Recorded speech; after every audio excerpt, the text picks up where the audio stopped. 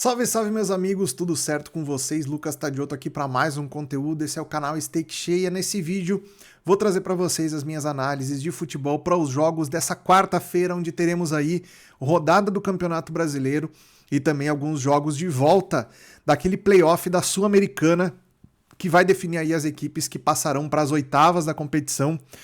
Bom, antes de falar então do Campeonato Brasileiro, a gente vai falar dos jogos da Sul-Americana. Beleza?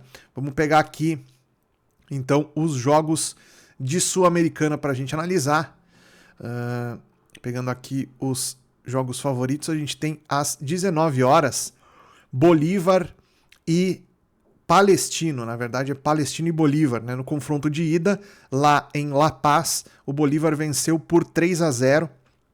Tem uma ótima margem aqui para defender um placar agregado de 3 gols de vantagem aqui contra o Palestino.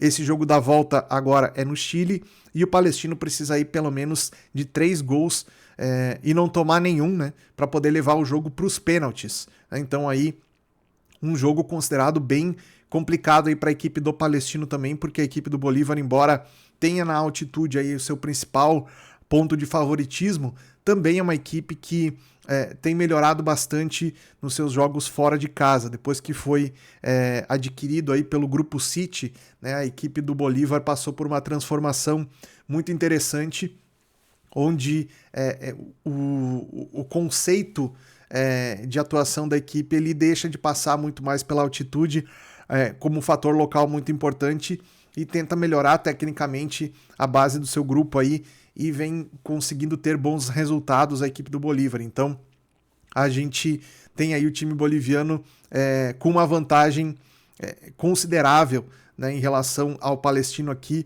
por ter conseguido abrir 3-0 no primeiro jogo, tá? Então, a tendência dessa partida aqui é que a gente veja o Palestino indo para cima. Se a gente pegar aqui como foi o jogo da ida, vejam que a gente teve aqui uma supremacia muito superior aqui da equipe do Bolívar, tá? Eu trabalhei nesse jogo, acabei fechando em red, porque eu fiquei back a equipe do Bolívar praticamente durante todo o primeiro tempo aqui. Na segunda etapa eu não voltei para essa posição, poderia ter feito isso, mas acabei não entrando novamente em back ao Bolívar aqui devido à oscilação da odd, que eu não achei interessante, mas poderia ter aproveitado aqui. Acabei fechando esse jogo com o red porque não saiu o gol no primeiro tempo, no momento onde eu fiquei exposto aqui a favor do time da casa. Agora, para o jogo da volta, o contexto nos leva a imaginar que o Palestino vai precisar deixar muitos espaços contra o time do Bolívar, vai precisar sair muito mais para o jogo, adotar uma postura completamente diferente do que fez no primeiro jogo, onde foi basicamente só uma equipe que se defendeu, né? Então aqui o Palestino vai precisar sair mais para o jogo, vai ter que tentar impor o seu ritmo contra a equipe adversária e vai deixar a bola de contra-ataque para o time do Bolívar aí, que é uma equipe que tem qualidade nesse tipo de jogada, tá? Então vale muito a pena a gente tentar buscar alguma coisa aqui em relação ao mercado de gols, justamente quando o jogo tiver ainda 0-0, levando em consideração a possibilidade da gente tentar pegar o primeiro ou os primeiros gols do jogo aqui no mercado de over goals, tá? A gente tem aqui a linha do 2,5 em 1,62, então o próprio mercado também tem uma expectativa que esse jogo seja movimentado para gols, né? Se a gente vê esse panorama no primeiro tempo, a minha recomendação é que a gente consiga buscar um over goals aqui já no início da partida, ok? Bom, depois a gente tem aqui, ainda pela Sul-Americana, a gente tem aqui às 21h30 o Grêmio contra o Alianza Lima do Peru.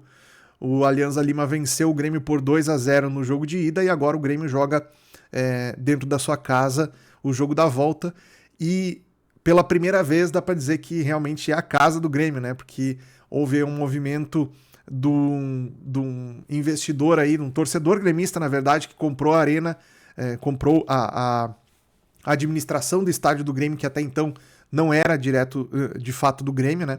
E repassou aí, está nesse processo de repassar a administração para o Grêmio. Então, esse é o primeiro jogo que a gente vai ter aí a administração do clube no estádio, e isso também é algo que tem chamado bastante o torcedor, então provavelmente o Grêmio vai ter aqui acima de 45 mil, 48 mil pessoas no estádio para assistir esse jogo aqui contra o Alianza Lima, precisando virar um resultado aqui que o Grêmio não faz há muito tempo, né? O Grêmio não vence por 3 gols de diferença, um adversário há bastante tempo aqui. Eu não deixo até buscar no histórico aqui para ver o retrospecto recente do Grêmio aqui. Com certeza no retrospecto recente a gente não vai encontrar esse placar, né? De 3 gols de diferença. A gente teve aqui 1-0 pro Bahia, 1-0 pro Luquenho, 2-0 contra o Juventude, um 2-0 levaria o jogo para os pênaltis, né? Mas a gente não tem aqui no histórico, pelo menos no histórico mais recente aqui, uma atuação do Grêmio de vitória por mais de 2 gols de diferença, né? Vencer por 3 gols de diferença, que seria o resultado que classificaria diretamente o Grêmio sem precisar ir para os pênaltis, é um resultado que o Grêmio não faz há bastante tempo. É possível, mas também é bem provável que a gente tenha aqui uma vitória do Grêmio que não seja o suficiente para o Grêmio classificar, né? 1-0 que seria o Grêmio eliminado, ou um 2-1 que seria o Grêmio eliminado, ou um 2-0 que seria pênaltis, também é bem possível esse ser um dos resultados exatos aqui mais prováveis dentro desse confronto, né? Então, o que a gente pode esperar? Assim como no jogo do Palestino contra o Bolívar, a gente tem o time da casa precisando buscar uma margem de gols. Isso faz com que a expectativa de over no jogo também seja interessante, que o mercado está oferecendo uma odd de 1,90 para o over 2,5. Também acho interessante porque o Grêmio vai precisar sair bastante, vai precisar tentar se impor dentro do jogo. Não acredito que o Alianza Lima queira buscar por essa bola de contra-ataque tão no início do jogo, tá? Então isso pode fazer com que o jogo fique um pouco mais under no começo, né? Mas caso o Grêmio consiga fazer um gol no primeiro tempo, diminuir um pouco essa vantagem, acho que o jogo abre bastante para a segunda parte. E aí sim a gente tem a oportunidade de poder trabalhar mercado de gols, tá? A grande questão em relação ao match odds nesse jogo aqui é justamente o fato de que o Grêmio não tem conseguido mostrar um futebol que apresente esse volume de favoritismo aqui para uma odd abaixo de 1,70, tá? Há muito tempo a gente não tem o Grêmio enfrentando adversários onde o Grêmio consiga colocar esse favoritismo em prática para a gente ter uma odd nesse patamar aqui sendo justa numa partida como essa, tá? Então, acredito que o placar agregado de ter 2 gols contra faz com que a odd do Grêmio amasse bastante, mas também não vejo que a leitura de jogo possa oferecer pra gente um cenário tão claro para trabalharmos a favor do Grêmio. Talvez um lei ao Alianza Lima seja mais provável nesse jogo, mas é claro, tem que tomar bastante cuidado porque a defesa do Grêmio é uma defesa que tem vazado muito nos últimos jogos, né? Até mesmo antes da parada do Mundial de Clubes aí, o time do Grêmio era uma equipe que vinha tomando gols praticamente em todos os jogos, tá? Então esse é um fator que a gente tem que levar em consideração. É bom para over goals, mas tem que tomar cuidado para trabalhar no match odds, beleza? Depois vamos falar então dos jogos do Campeonato Brasileiro que a gente tem nessa... Depois a gente vai falar dos jogos do Campeonato Brasileiro que a gente tem então nessa quarta-feira. Temos 3 jogos aqui que foram adiados, né? Porque as equipes estiveram jogando no Mundial de Clubes ou estiveram disputando os playoffs aí da Sul-Americana, né? Então a gente vai ter os jogos confirmados aqui: Ceará e Mirassol às 19 horas. Temos aqui 2 equipes onde a gente tem até uma campanha, de certa forma, inesperada, de 2 times aqui que muita gente imaginava que estariam a essa altura do campeonato brigando lá no Z4 da competição. A gente tem o Mirassol na 7ª colocação e o Ceará em 11º, né? O Ceará que vem de 2 derrotas, né? Perdeu aqui para o Corinthians e perdeu para o Internacional os 2 jogos de 1-0, então precisa voltar a vencer para continuar fazendo uma boa campanha aqui a equipe do Ceará. Se a gente pegar os últimos 5 jogos, foram apenas 1 vitória e 4 derrotas da equipe do Ceará, então precisa vencer contra o Mirassol aqui para poder se manter nesse ritmo bom que vem no campeonato aqui e não se distanciar tanto do G6 do campeonato aqui para tentar continuar acreditando numa possível vaga de pré-Libertadores aqui, onde a disputa vai ser muito acirrada até o final do campeonato, né? O Mirassol já vive uma condição melhor, tá na 7ª colocação do campeonato aqui e nas últimas 5 partidas não perdeu nenhuma. Vem de 3 vitórias e 2 empates nas últimas 5 partidas aqui, então tá com uma race bem interessante a equipe do Mirassol. Se a gente entrar aqui e olhar as últimas 10 do Mirassol, vamos ver se a gente consegue pegar aqui, ó. Nas últimas 8 do Mirassol, a gente teve aqui, ó, apenas uma derrota contra o Bragantino, né? 3 empates e 4 vitórias. Venceu aqui do Santos, venceu do São Paulo, venceu do Sport Recife, que está fazendo um Brasileirão péssimo. Conseguiu empatar contra o Inter, conseguiu empatar contra o Palmeiras, ganhou do Corinthians, né? Então, conseguindo fazer jogos interessantes aqui a equipe do Mirassol contra equipes do G4 do campeonato aqui, fazendo apresentações muito interessantes. Destaque para esse último jogo contra o Santos, onde o Mirassol meteu 3-0, poderia até ter sido mais, tá? Então, acredito que o Mirassol é um daqueles mandantes que incomoda, é um daqueles visitantes, aliás, que incomoda bastante, e o Ceará vai ter muita dificuldade aqui, tá?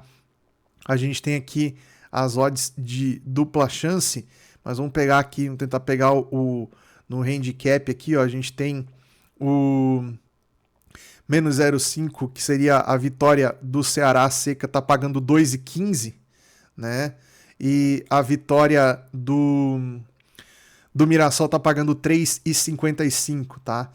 É um jogo complicado pra gente trabalhar match odds também, porque aqui das equipes do Campeonato Brasileiro, essas duas são as que a gente tem uma dificuldade maior de identificar padrão de jogo, né? Às vezes as equipes querem mais aposta bola, às vezes não querem tanto, às vezes fazem uma marcação mais alta, no caso do Mirassol, às vezes fazem uma marcação mais intermediária, né? O time do Ceará, ele tem oferecido um padrão um pouquinho mais claro, né? Já tem um sistema de jogo aí muito baseado na referência do Pedro Raul, então esse é um jogador que recebe muito jogo de costas pro gol, faz bastante pivô, então já é um estilo de jogo, um padrão que a gente consegue identificar na equipe do Ceará. Então, quando o time não consegue executar esse tipo de jogada, é muito mais difícil da gente ver o Ceará conseguindo impor o seu ritmo de jogo contra o adversário. Já a equipe do Mirassol, não. A equipe do Mirassol, a gente viu isso contra o Santos, principalmente, ficou muito claro, né? Às vezes dava a impressão que o Santos tinha completo domínio do jogo, estava com o jogo sob controle. O Mirassol roubava uma bola, criava uma situação e gerava uma chance perigosa de gol. E assim foi que o Mirassol fez seus 3 gols no jogo, tá? Então é muito interessante a gente tentar acompanhar cada vez mais essas equipes do meio da tabela do Campeonato Brasileiro e tentar identificar os padrões onde essas equipes conseguem se sair melhor e onde elas acabam deixando espaços para os adversários, tá? Esse jogo aqui, a princípio, eu acho também que é um jogo interessante para mercado de over, mas aqui a expectativa de gols nesse jogo aqui, ela tá um pouco mais pro lado do under, tá? A linha do over 2,5 aqui tá 2,45, então o mercado acha que vai ser um jogo de poucos gols aqui. Pode ser que esse contexto mude caso saia um gol cedo, né? Os jogos do Campeonato Brasileiro eles costumam abrir muito mais se a gente tiver pelo menos um gol no primeiro tempo. A expectativa de gols no segundo tempo ela acaba sendo maior que a do primeiro tempo no Campeonato Brasileiro. Então, se a gente tiver gol no primeiro tempo, é muito grande a chance de termos gol também na segunda etapa, tá? Então, aqui vale a pena a gente ficar de olho no mercado de over nesse sentido aqui entre Ceará e Mirassol. Jogo para correção de preço, como eu falei, tem que tomar cuidado porque a gente precisa identificar com clareza o padrão das equipes para a gente poder realizar esse tipo de entrada, tá? Se você não tem um conhecimento o suficiente do estilo de jogo das equipes, geralmente o mercado de correção de preço ele vai ser muito mais difícil de você interpretar o que o mercado está querendo ali e tentar pegar uma movimentação de desajuste aí a seu favor, tá? Então, muita atenção para trabalhar em jogos dessa característica aqui. Depois a gente tem Fluminense e Palmeiras. Esse aqui sim um jogo de equipes que a gente já viu mais tempo, né? Porque são equipes que estiveram jogando no Mundial de Clubes, a gente acompanhou com mais atenção também o jogo dessas equipes. E o estilo de jogo desses dois times aqui, a gente tem muito bem já definidos aí, né? O Fluminense está na 8ª colocação do campeonato, vem de 2 derrotas também, após o Mundial aqui perdeu para o Flamengo de 1-0 no Clássico e perdeu para o Cruzeiro de 2-0, ou seja, perdeu para os dois times aqui do topo da tabela. a tabela do brasileiro aqui para o Fluminense também nesse retorno de Mundial tá bem complicada, né? Pegou o Cruzeiro, que é o líder do campeonato atual, pegou o Flamengo, né? Quando pegou o Flamengo era o líder também, se não me engano, o vice-líder, mas estava aqui. E agora vai pegar o Palmeiras, que tá G4 aqui também. Então, a tabela do Fluminense nesse retorno do Brasileirão aqui tá bem complicada, né? Além do desgaste do Mundial, da perda agora do John Arias, né? Que foi negociado, talvez o principal nome aí do Fluminense nesse Mundial de Clubes, né? Então, o time vai ter que se reestruturar aqui nesse jogo contra o Palmeiras. A gente deve ter também aqui uma situação do time do Fluminense tentando trazer alguma coisa nova para o seu sistema de jogo. Provavelmente o Renato vai tentar alguma alternativa aí de jogo no setor ofensivo para substituir o Arias. Talvez a gente veja, por exemplo, sei lá, o Guga como titular na lateral, que é um jogador que apoia um pouco mais, né? O Soteldo com certeza vai ser titular nesse time aqui. Então, é mais ou menos por aí que eu imagino a montagem do time do Fluminense. Já o time do Palmeiras, vamos ver se a gente consegue pegar aqui como está sendo o Palmeiras como visitante no campeonato, né? O Palmeiras é o melhor visitante do campeonato até aqui.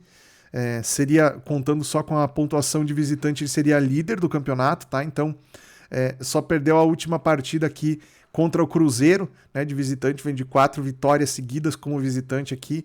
Então, é um time que com certeza vai dar bastante trabalho para o Fluminense.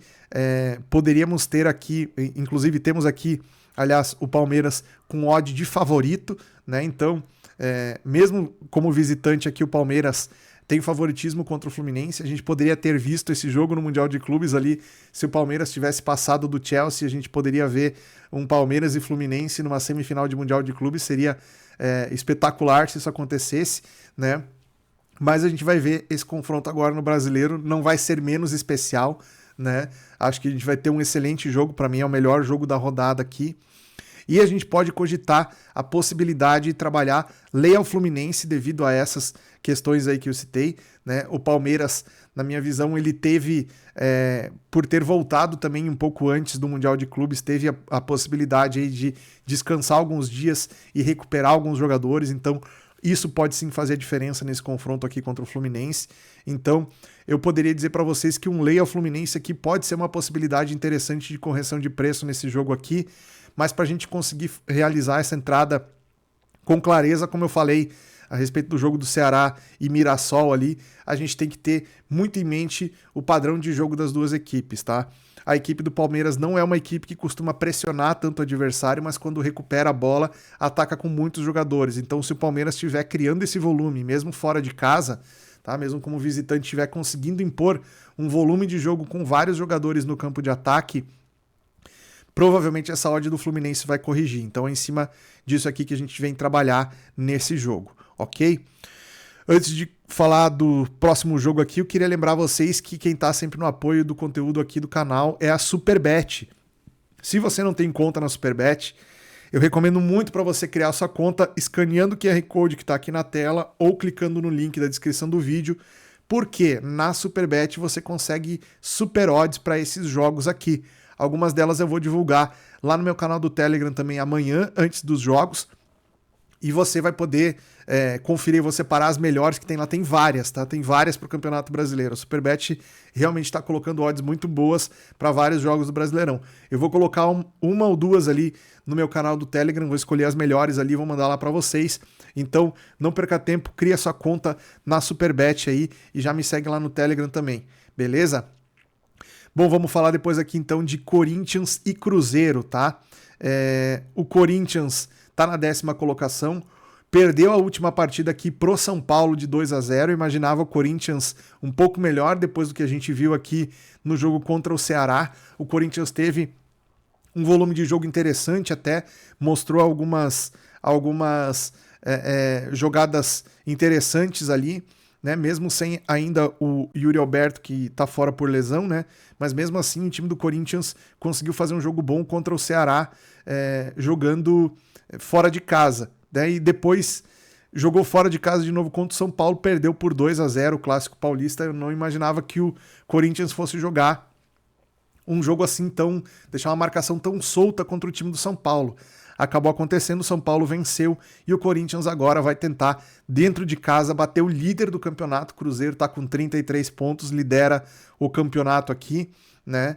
Então, para o Cruzeiro é muito importante porque o Flamengo com 30 pontos aqui vai jogar também nessa rodada, se não me engano, não sei se vai jogar vai jogar no mesmo no horário seguinte, inclusive, né? Esse jogo aqui é às 19h30 e o jogo do Flamengo é às 21h30, né? Então a gente tem aqui o Cruzeiro na necessidade de vencer o Corinthians fora de casa, porque o Flamengo vai enfrentar o Bragantino aqui, outro confronto muito bacana do campeonato que a gente já vai falar, mas aqui o Cruzeiro, se ele quiser se manter na liderança isolada, ele precisa vencer o Corinthians aqui, ou pelo menos empatar, né? Um empate aqui já seria interessante para a equipe do Cruzeiro também, né? A gente sabe de todo o fator casa do Corinthians, né? Como o time é melhor quando joga dentro de casa. Se a gente pegar aqui, não temos aqui a linha principal aqui no destaque, mas vamos pegar aqui a linha pelo handicap, tá? A gente teria aqui 2,95 para o Corinthians e 2,67 pro Cruzeiro. Essas seriam as odds, então, do confronto, né? Eu imagino que aqui a gente tem, a exemplo do jogo ali que eu falei entre Fluminense e Palmeiras, a gente tem a possibilidade de uma correção de preço do mandante caso o visitante coloque o seu padrão de jogo, tá? É muito importante a gente levar em consideração isso. O Cruzeiro não é líder por acaso, ele é líder porque tem uma defesa muito sólida, porque tem uma transição que funciona e porque tem um ataque que precisa de poucos chutes para fazer gol, ou cria a quantidade de chances suficiente para conseguir fazer os gols e vencer os seus adversários. Então a gente tem um time aqui que está conseguindo manter um excelente padrão em todos os setores do campo, em todos os setores do jogo, e isso aqui faz com que o Cruzeiro se torne favorito, mesmo jogando fora de casa contra a esmagadora maioria dos adversários do campeonato.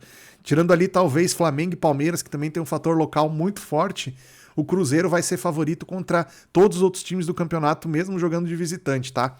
Então aqui é muito interessante a gente ver que esse favoritismo do Cruzeiro se impõe também contra o Corinthians aqui, e trabalhar esse preço aqui de lei ao Corinthians pode ser uma sugestão muito interessante aqui, tentar buscar uma correção de preço na odd do Corinthians, levando em consideração um Cruzeiro um pouquinho melhor em campo. Já não precisa ser muito, porque as odds aqui estão colocando o jogo como um jogo parelho, que na verdade a gente sabe que o Cruzeiro hoje tem mais condição técnica do que a equipe do Corinthians e do que boa parte dos adversários ali que vão disputar a parte de cima da tabela, ok? Bom, depois a gente vai para Bragantino e Flamengo, né? É o outro jogo que a gente tem aqui às 21h30. O Bragantino está aqui a gente já tem até escalações. O Bragantino está na terceira colocação, o Flamengo na segunda colocação, o Bragantino com 27 e o Flamengo com 30. Se o Bragantino vence, cola no Flamengo. Se o Flamengo vence, cola no Cruzeiro, tá? Então, essa aqui é a briga do G4 do campeonato, tá? Naturalmente, o mercado coloca o Flamengo como favorito aqui, odd 2,12 contra 3,90 a odd do Bragantino, tá? Mas nesse caso aqui a gente tem uma situação interessante que é a seguinte, o Flamengo tá não vou dizer reformulação, mas o Flamengo tá ainda reajustando algumas coisas. Por exemplo, perdeu o Gerson na parada do Mundial, que foi vendido, perdeu o Wesley, agora também o lateral, vai ter que substituir essas peças. Embora o Flamengo tenha elenco, são dois jogadores que mudam demais a dinâmica do time, né? Mudam bastante a característica de jogo da equipe, né? Então, substituir esses caras não é nada simples e vai exigir que o Flamengo tenha aí uma mudança no seu estilo de jogo, daqui a pouco abrindo mão de atacar um pouco mais pelo lado, como fazia bastante com o Wesley, né? Um jogador que apoiava muito, né? Então, sem ele, provavelmente o Flamengo vai ter uma postura de criar jogo um pouco mais pelo meio, como vinha fazendo há algum tempo atrás também, dando bastante ênfase aí para o jogo, principalmente desses dois caras aqui, tá? do lado do Flamengo aqui, o Jorginho e o Arrascaeta, tá?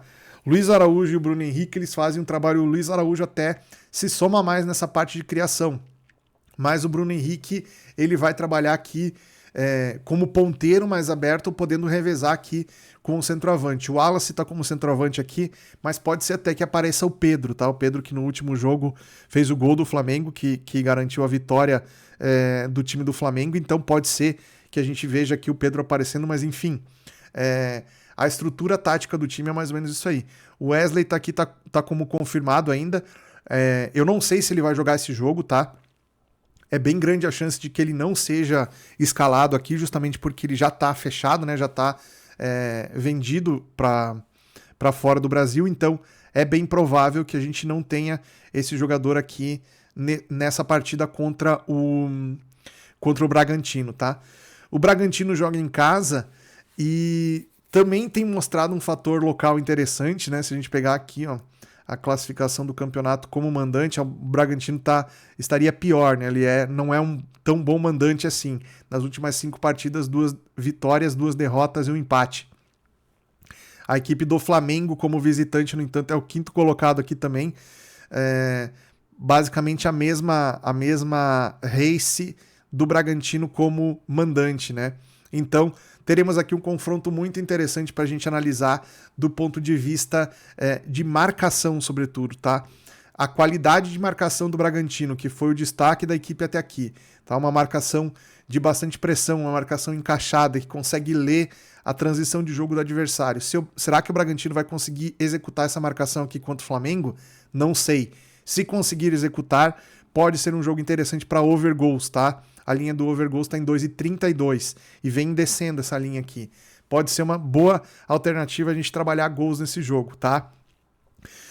Tem que tomar muito cuidado para trabalhar correção de preço se essa marcação tiver encaixada, porque aí o Bragantino não vai ceder tantos espaços para o Flamengo, e a gente já viu o Flamengo enfrentando aqui na última rodada. O Flamengo jogou contra o Fluminense e o time do Renato Gaúcho conseguiu fazer uma marcação no Flamengo, sufocando a saída de jogo do Flamengo, embora o Flamengo conseguisse ter muito mais volume de jogo, né? A marcação atrapalhou bastante a vida do Flamengo. Então é bem provável que o time do Bragantino também tente fazer isso com um certo sucesso. Não sei se vai conseguir manter isso ao longo de todo o jogo, mas enquanto essa marcação estiver encaixada, vai ser um pouco complicado você trabalhar a correção de preço, tá?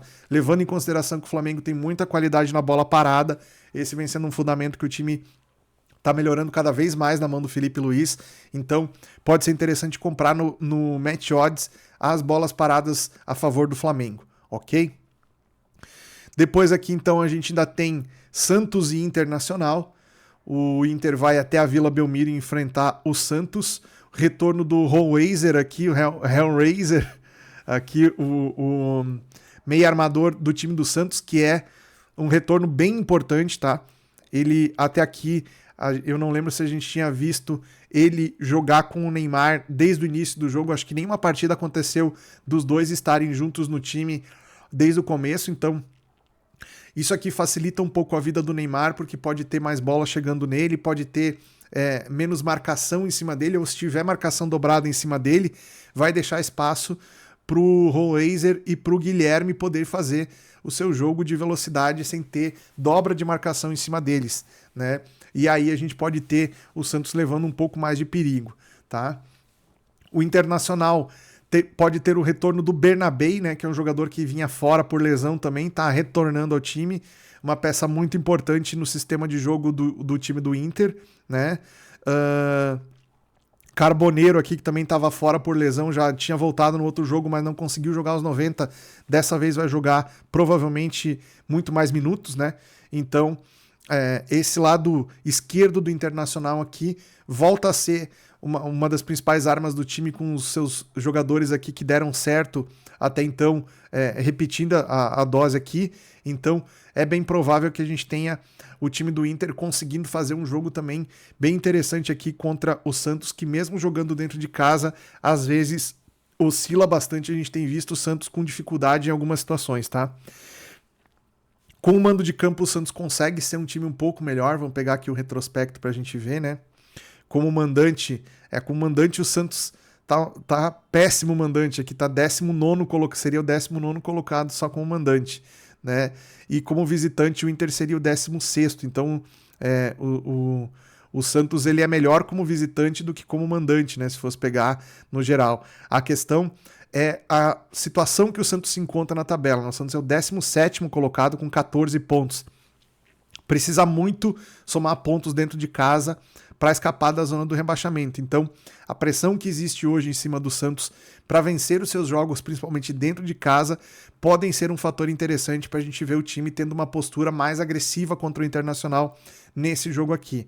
Historicamente, os times do Rio Grande do Sul aqui, o Internacional, o Grêmio e Juventude, geralmente quando eles vão jogar na Vila Belmiro, eles têm muita dificuldade para enfrentar o Santos, não deve ser diferente aqui, tá? Então, acho justo um favoritismo do time do Santos aqui, poderia até ser um favoritismo maior, acho que essa odd aqui ela não tá mais baixa pro Santos aqui, ela não tá perto de 2 ali, porque o Santos tá num momento muito ruim no campeonato, tá na zona de rebaixamento, enfim. Se tivesse no momento de um pouco mais de confiança, a equipe do Santos poderia estar com uma odd melhor, tá? Acredito que temos aqui um bom preço para correção, tá?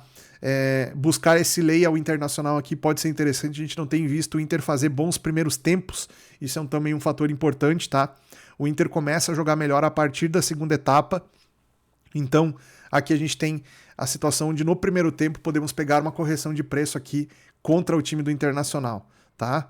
Para fechar, então, temos Vitória e Sport, um clássico do futebol nordestino aqui. O Vitória tá mal no campeonato, mas não está tão mal quanto tá o Sport, né? O Sport tá fazendo uma das piores campanhas da história dos pontos corridos do futebol brasileiro. Tá com apenas 3 pontos em 13 jogos disputados. O Vitória tá com 15 pontos, né? E 15 jogos disputados, então 1 ponto por jogo aqui o Vitória tem. Tá na 15ª colocação, após ter batido o Bragantino no último jogo por 1-0, o Vitória saiu dessa zona da complicação aqui e empurrou o Santos lá para a zona do rebaixamento, né? Então, provavelmente agora aqui a gente vai ter um confronto que pode ser determinante para o Vitória sair de vez dessa região aqui, né? Se vencer pode ir a 18 pontos, vai lá onde está o Ceará, mais ou menos aqui, né? Nessa altura da tabela pode ganhar aqui, dependendo dos resultados aqui, pode ganhar 3 posições na tabela do campeonato aqui, vencendo nessa rodada o time do Sport, né? O time do Sport que não dá para esperar uma reação dessa equipe aqui, porque mesmo com a torcida invadindo o CT e metendo o dedo, né, pegando o jogador pelo pescoço lá, não parece ter surtido efeito, não me parece que o Sport vá sair tão cedo dessa situação aqui. O time, de fato, não tem poder de reação, a gente tem visto o Sport jogando muito mal aqui, e essa odd de 2,05 aqui para a equipe do Vitória é uma odd interessante, vale a pena a gente ficar de olho. Pode ser que durante o jogo aqui a gente tenha o Sport em algum momento tentando equilibrar o jogo, tentando fazer uma marcação um pouco mais alta, mas é um time que defensivamente deixa muito espaço, não tem compactação, as linhas do time do Sport elas jogam muito distantes uma da outra, então isso faz com que o adversário tenha muita possibilidade para trabalhar o jogo entre as linhas do time do Sport e, por consequência, criar boas oportunidades de gols, tá? Então pode ser um jogo over também, geralmente jogos entre equipes nordestinas acaba saindo mais gols, né? As equipes elas têm parece que um estilo de jogo diferente de tentar partir para cima, de tentar, mesmo tomando gol, continuar a tentar atacando o adversário. Então, o mercado de over pode ser interessante sim. A linha está em 2,60, eu acho que está muito alta essa linha aqui, ela deveria estar em 2,35, 2,40 ali, eu acharia mais coerente, né? Mas é claro, tem a ver também com a baixa produtividade ofensiva das equipes envolvidas, né? Embora tenha um histórico de serem jogos mais abertos aqui, os ataques de Vitória e Sport eles são muito pouco produtivos, né? Eles criam poucas chances de gols e convertem poucas as chances de gols também que eles criam. Então isso vai fazer com que o jogo tenha uma expectativa mais under, mas pelo histórico aqui a gente pode acreditar que seja um jogo mais movimentado, tá? Leia o Sport Recife, é a minha sugestão para você operar nesse jogo aqui então, entre Vitória e Sport, beleza? Essas foram as minhas dicas então para os jogos dessa quarta-feira.